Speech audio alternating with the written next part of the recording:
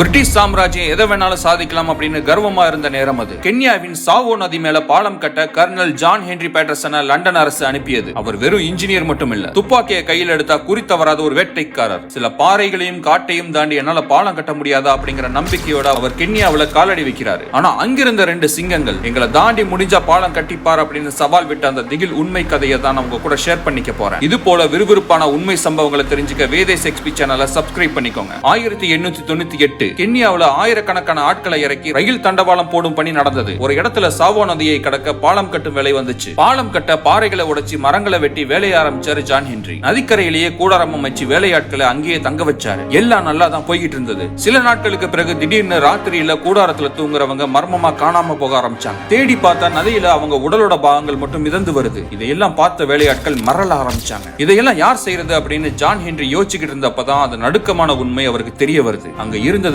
மனிதர்கள் இல்ல, ரத்த வெறி கொண்ட 2 சிங்கங்கள். ராத்திரியில சத்தமே இல்லாம கூடாரத்தை கிழிச்சு ஒருத்தரை மட்டும் கவிட்டு போயிருங்க. முள்வேலி அமைச்சும் பயன் இல்ல, அது மேல அசால்ட்டா தாவி குதிச்சு உள்ள வருதுங்க. சில சமயம் அட்டாக் பண்ணிட்டு உடல்களை சாப்பிடாமலே போயிரும். அப்பதான் ஹென்ரிக்கு ஒரு விஷயம் புரிஞ்சது. இதுங்க பசிக்காக வேட்டையாடல, ஒரு போதைக்காக மனுஷங்களை கொன்னுகிட்டு இருக்குன்னு. ஒரு நாள் அந்த சிங்கங்களை நேர்ல பார்த்த ஹென்ரிக்கு பெரிய ஷாக். ஏன்னா அந்த சிங்கங்களுக்கு இருக்க வேண்டிய பிடரி முடி இதுகளுக்கு இல்ல. அந்த நிலத்துல வாழ்ற ஆண் சிங்கங்களுக்கு பிடரி முடி இருக்கிறது இல்ல. இந்த 2 சிங்கங்களை அடக்க ஹென்றி களத்துல இறங்குறாரு.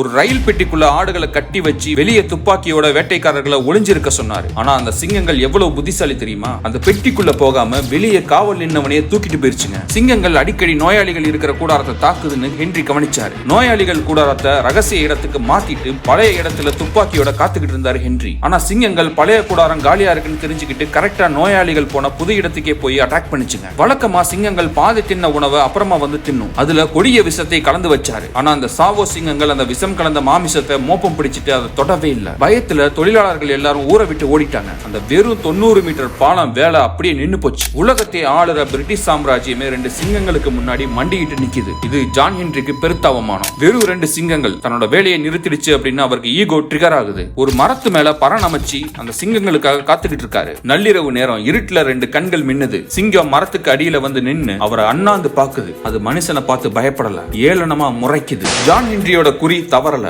டமார்னு ஒரு சத்தம். முதல் சிங்கம் வீழ்ந்துச்சு. அதை தூக்கிட்டு வர 8 பேர் தேவைப்பட்டாங்கன்னா அதோட சைஸ பாத்துக்கோங்க. அடுத்த 20 நாள் விடாம போராடி 2வது சிங்கத்தையும் சுட்டி வீழ்த்தினார் ஹென்றி. கடைசியா ஒரு வழியா பாலம் கட்டி முடிச்சாங்க. இன்னைக்கு வரைக்கும் அந்த சிங்கங்களோட உடலை பதப்படுத்தி அமெரிக்காவுல சிகாகோ மியூசியத்துல வச்சிருக்காங்க. கிட்டத்தட்ட 135 பேர் அந்த சிங்கங்கள் கொன்றதாக ஜான் ஹென்றி தன்னோட புத்தகத்துல குறிப்பிட்டிருக்காரு. இந்த வீடியோ உங்களுக்கு பிடிச்சிருந்துச்சு அப்படின்னா உங்களோட ஃப்ரெண்ட்ஸ் அண்ட் ஃபேமிலி சர்க்கிள்ல ஷேர் பண்ணுங்க. நீங்க யூடியூப்ல இருந்தா சப்ஸ்கிரைப் தட்டுங்க, இன்ஸ்டால இருந்தா ஃபாலோ தட்டுங்க.